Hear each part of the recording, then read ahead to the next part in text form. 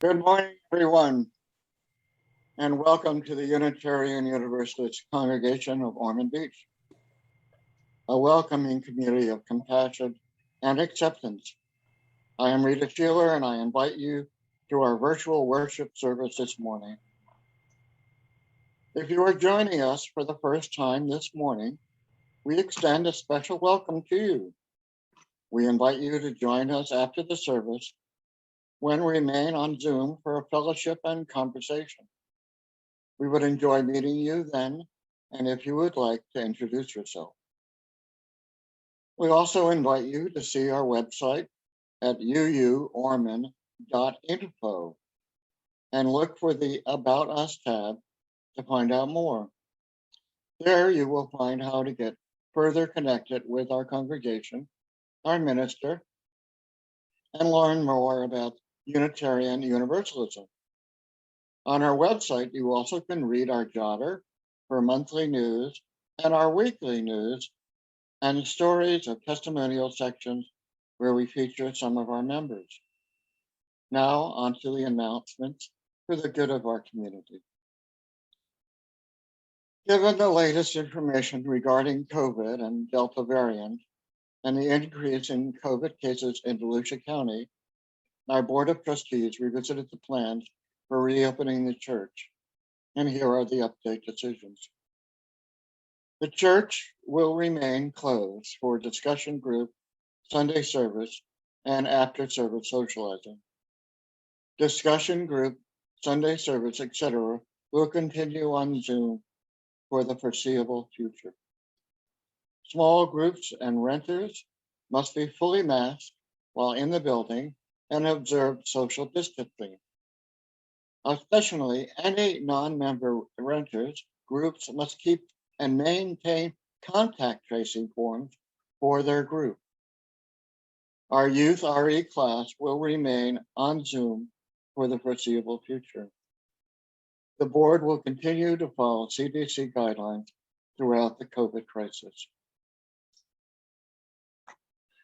According to the US government website, combatcovid.hhs.gov, the Food and Drug Administration has approved emergency monoclonal antibody infusion treatments for those people who have tested positive for COVID-19 and have experienced mild to moderate symptoms for less than 10 days and are at high risk for becoming more seriously ill. Anyone 65 years and older is considered high risk. Healthcare providers will offer the Regeneron monoclonal antibody therapy at the Ormond Beach Senior Center for patients who have tested positive for COVID-19. The Monday Zoom lunch with Reverend Kathy is canceled for Labor Day, September 6th. The Zoom lunch for tomorrow, August 30th, will take place as usual. The Alliance will host the next beach gathering social on Sunday, September 12th at 6 p.m. at Andy Romano Park, Ormond Beach. All vaccinated members and friends are invited. There is plenty of parking available at the Andy Romano Beach site, in addition to pavilions, tables, and restrooms. Bring a chair just in case seating is limited. Bring your own dinner or refreshments if you like. Masking is optional in the open air. Do what is comfortable for you. This is a great opportunity to visit members and friends of the UUCOB safely, face to face, heart to heart, while we ride out the second wave of widespread COVID infections. Contact Helen Caselli for more information. Please save the date for our Faith House meeting in Zoom, which takes place Friday, September 17th at 6:30 p.m. Details are in the e-news and September jotter. Please remember to send joys and concerns and announcements to Reverend Kathy, who needs them by Wednesday before Sunday service. Please remember to schedule all events through our administrator, Kathy Jackson. Stay up to date with e-news, which arrives in your inbox by Friday of each week, and reading the latest news in our monthly newsletter and genre.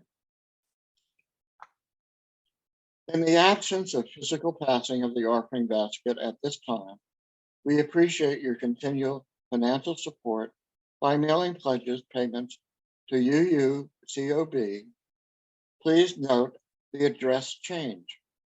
We now have an post office box to keep checks and other mail safe and secure. The new mailing address is P.O. Box 2827, Ormond Beach, 32175.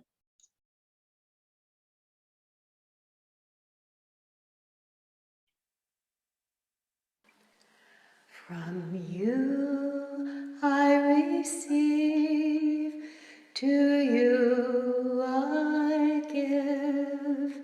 Together we share, and from this we live. Our service begins with the sound of the gong.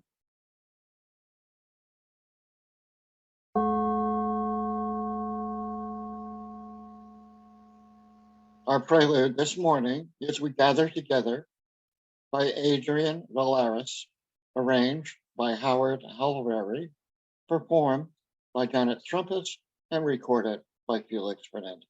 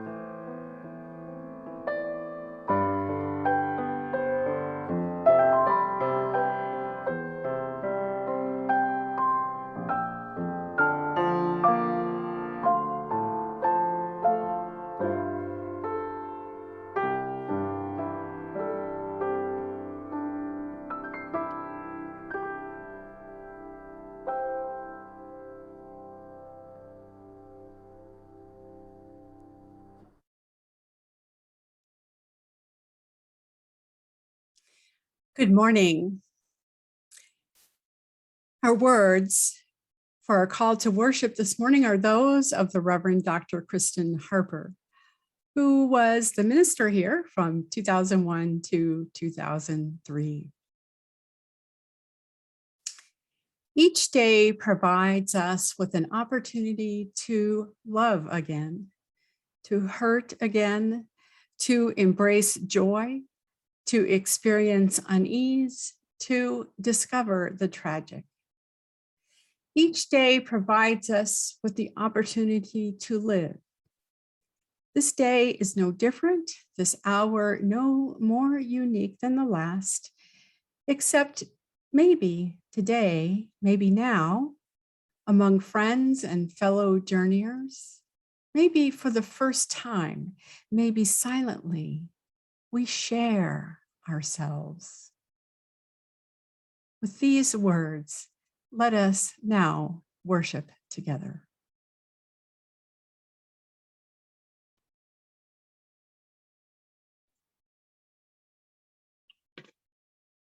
For our chalice lighting this morning, the words of Bruce Southworth. For the gift of this day and for our community of spiritual, nurtured compassion, we give thanks. We light this chalice as a symbol of our faith. May our many sparks meet and merge in communion of heart and soul.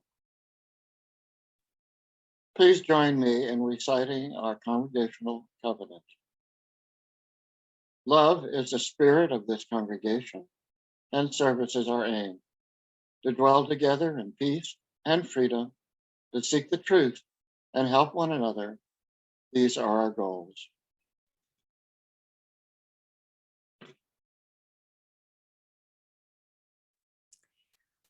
Our joys and concerns this morning, I have a joy from Marilyn Doctor, who reports that she is doing just fantastic after her knee replacement surgery. She has some pain and is managing that well and doing rehab, but overall she is just thrilled with her new knee. And I have a joy concern. My husband, Don, had his gallbladder out on Friday morning, but he is doing great and all is well here in the Ricky Shinneman household. For all of those joys and concerns which remain unspoken in our heart and on our hearts this morning, will you pray for me, with me?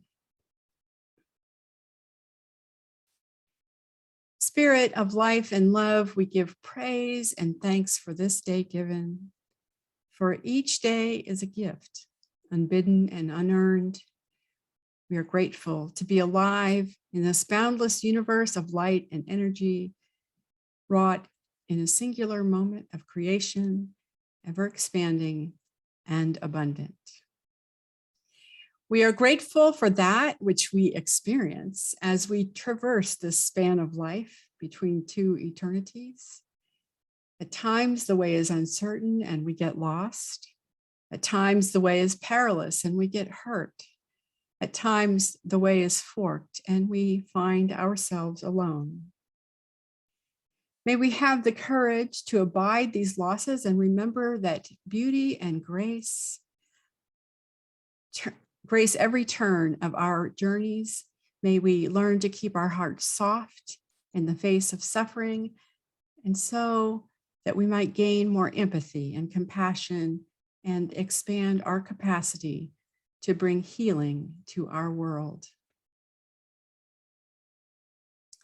May we be blessed with the insight that with each dawn comes hope, with each sorrow comes joy, with each doubt comes assurance of the wholeness and the holiness of a life lived with faith and courage. Let us not cling to outcomes nor grasp for certain destinies, but hold lightly what we love most and let go when the time comes to let go. May we live our hearts full of gratitude for each day given. Amen. Our musical interlude this morning, My Life Flows On in Endless Song by Robert Lowry, arranged by David Angerman. It is performed by Janet Strumpus and recorded by Felix Fernandez.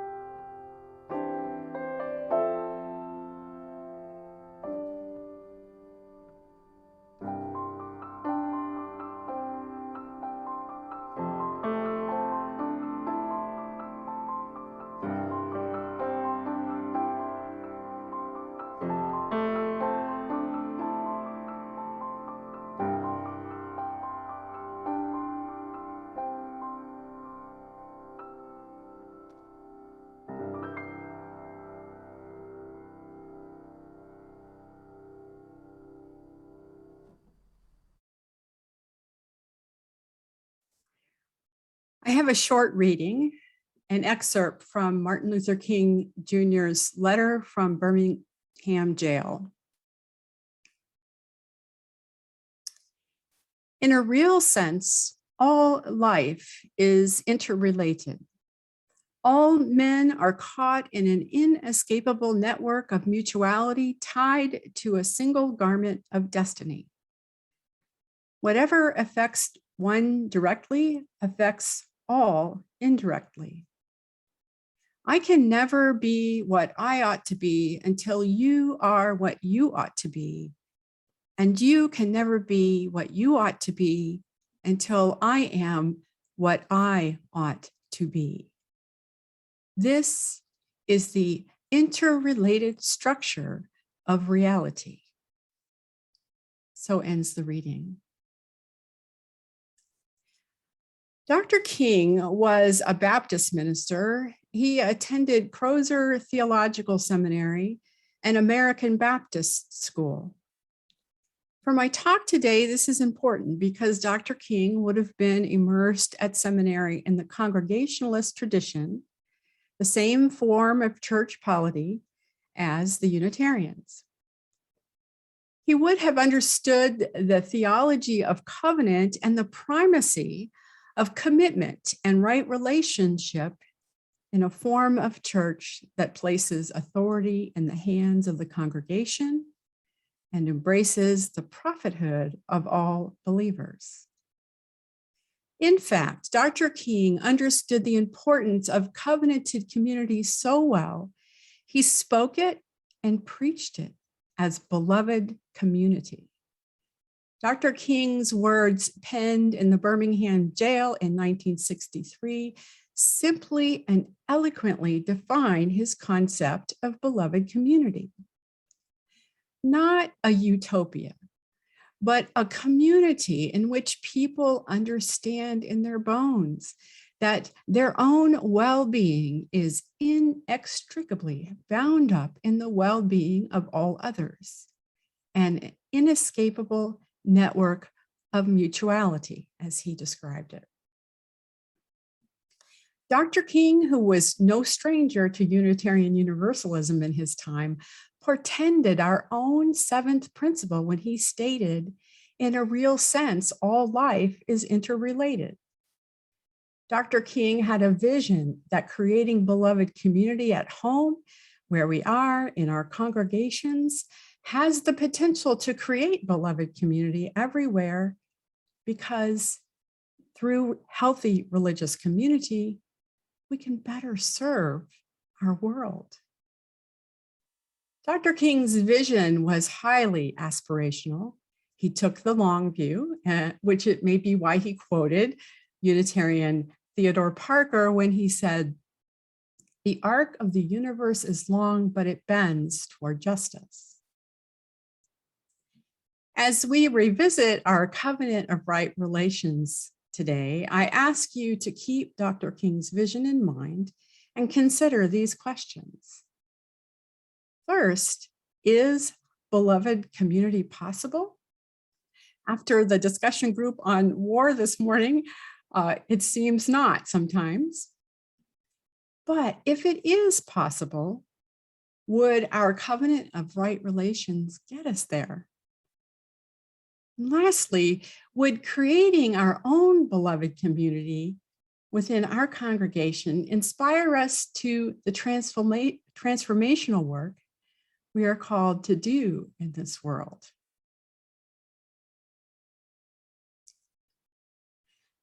Let me pause for a moment to remind us of what covenant means for Unitarian Universalists. A covenant is a mutual sacred promise between individuals or groups to stay in relationship, to care about each other, and work together in good faith. We seek to raise the we above the I, the community above the individual. We willingly choose to stay in relationship even when promises are broken, because the transformational power of our faith calls us to begin again and again in the covenant of love. Unitarian Universalism is grounded in our seventh principle, which sees the nature of existence as fundamentally interdependent and covenantal. Therefore, community is not incidental, but intrinsic to our faith. Unitarian Universalism's central mission is the shared ministry of the religious community in service to the world. Our congregations need both mission or purpose and covenant, a commitment to one another. Now, here in our own Unitarian Universalist Congregation of Ormond Beach, our mission or our purpose reads, to encourage and facilitate consideration of ethics, philosophies, and religions, and the development of our individual values and beliefs, to provide opportunities for fellowship and mutual support, to establish and maintain a vigorous Unitarian Universalist presence in our local community, and to expand our membership. And our covenant or our commitment to one another, we recite every Sunday. Love is the spirit of our congregation, and service is our aim, to dwell together in peace and freedom, to speak the truth, and to help one another. These are our goals.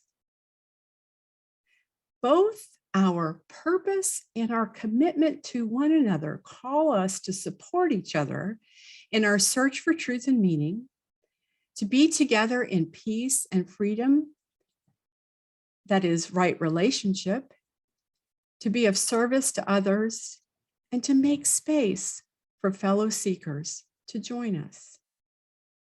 And while our mission and covenant, our purpose, and our commitment to one another give us the big picture of how and why we are together, our covenant of right relationship speaks more specifically to how we manifest peace and freedom among us. About 3 years ago, our congregation undertook the task of creating our covenant of right relations. I have a picture of it here on this slide. Of course, it wasn't possible to present it to you in its original form. We'll get to that in just a moment. But 3 years ago, we began with a small group of meetings to discuss what relationship meant to us and what our expectations were in terms of the way we communicated with each other, how we related to each other working together on committees and projects, and what our values were in terms of our commitment to the congregation. Notes were taken, comments amassed and distilled. And then on a Sunday after the service, some 60 of our members viewed the results of those small group meetings and selected their top expectations for right relationship. Afterward, it did take the ad hoc committee some time to finalize the document that we now have that's pictured. It was approved by the congregation in May of 2019. Now, in some ways, looking at our covenant of right relations might seem a little dry, but if you will keep Dr. Martin Luther King's vision and those questions and that idea of beloved community and what's possible when we live into right relationship with each other, I hope it becomes more invigorating. Now let us look at the culmination of our hard work, starting with the preamble to our covenant of right relations. Now I've broken the pieces of our covenant down into 4 slides here. And the first is the preamble. It lays out the intention of the covenant of right relations as it's relevant to the congregational covenant, which you see printed there. That's the first thing that appears on this document, is the covenant that we recite every Sunday. The covenant of right relations, the CRR, also calls for specific ways of being in relationship in 4 contexts of congregational life. In our congregation at large, as we listen to others speak their truth, as we speak our own truth, and when conflict arises. Now, let us look at what we are called to be as a congregation. We're called to treat each other with respect and dignity, to uphold the common good over individual preference, and to be welcoming to seekers who wish to join us. If you'll notice, each of these expectations directly support or reflect our congregational mission. And now let's look at how we are called to listen to one another in our congregation when others speak. On this, the covenant of right relations calls us to listen to others carefully, attentively, respectfully, and thoughtfully. These expectations actually invoke patience and grace in ourselves towards others. I find myself often listening only to respond rather than to understand. Sometimes I catch myself in the moment, but other times I live to regret the lost opportunity of discovery that only a gentle curiosity can reveal. Learning to be good listeners makes us better people. Now let's look at how we are called to speak to one another in our congregations. When we speak,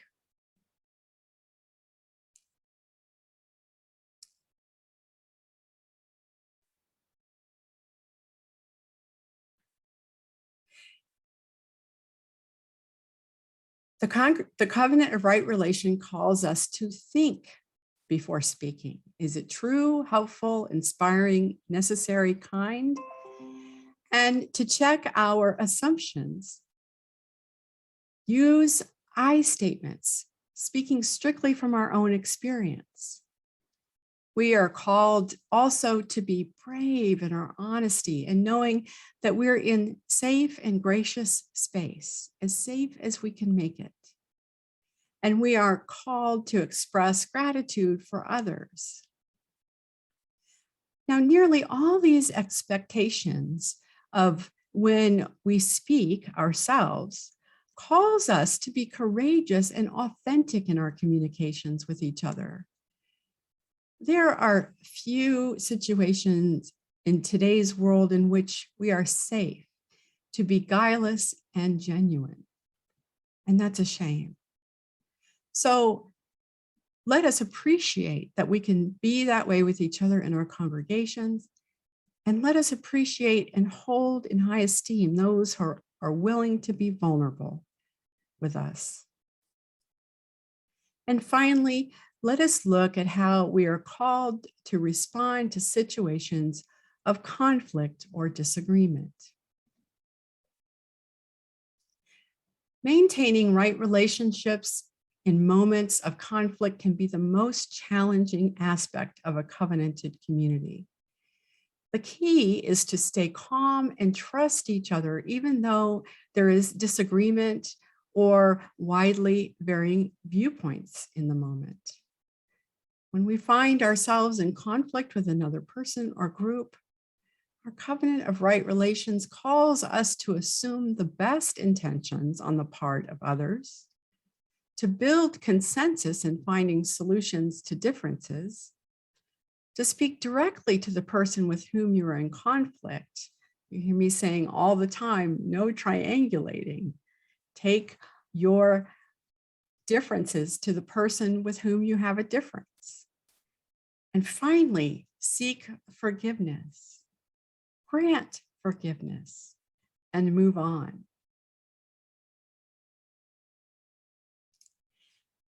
In revisiting our covenant of right relations, we are reminded that this document calls us to be accountable for our own behavior in the relationships that we have with others in our congregation.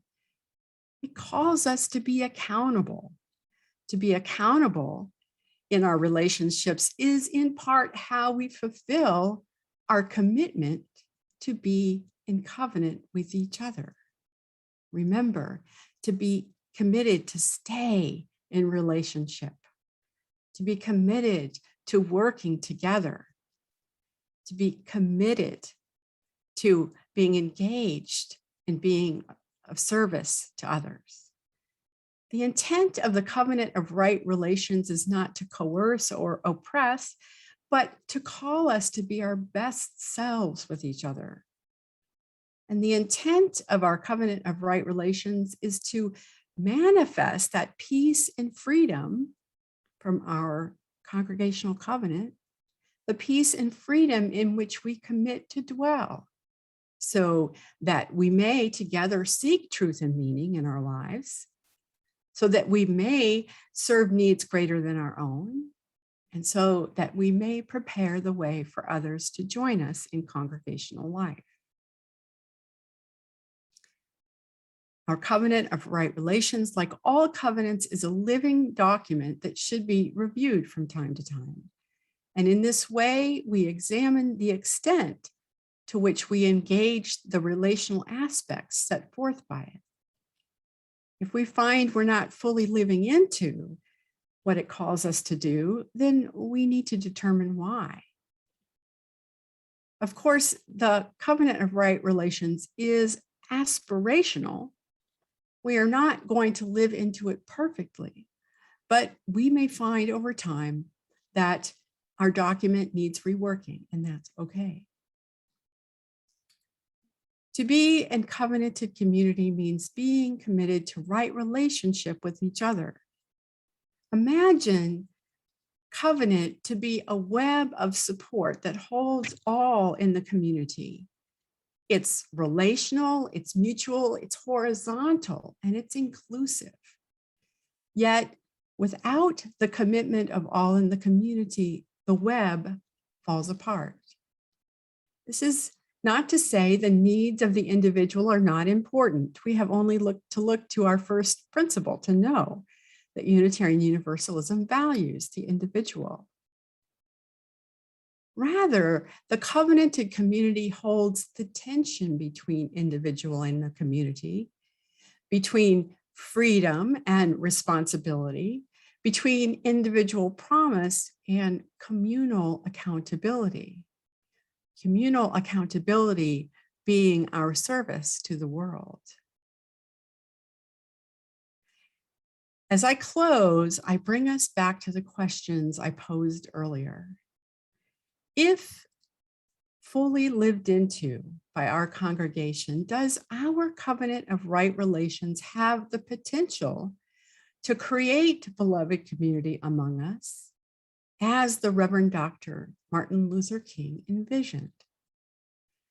Does our covenant of right relations call us to the understanding that we live in an inescapable network of mutuality? And will this understanding lead us to create beloved community in the wider world? The most important question is beloved community possible? I certainly hope that it is.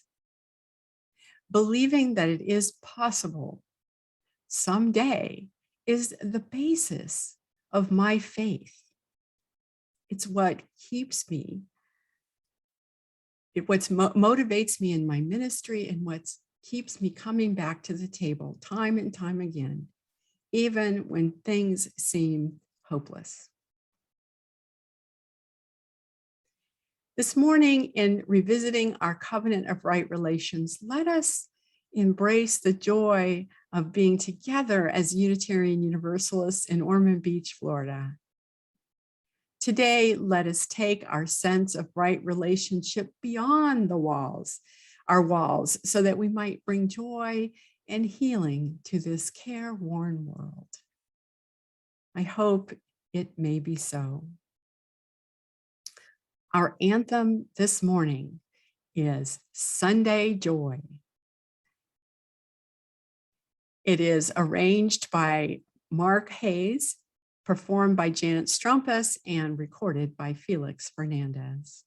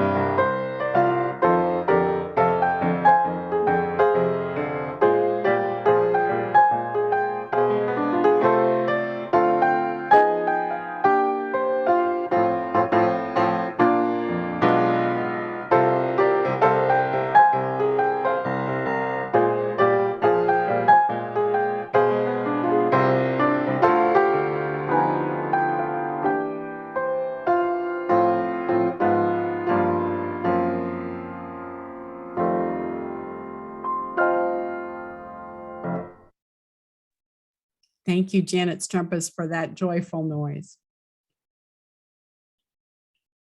Please join me in extinguishing our chalice, the words by Elizabeth Sell Jones.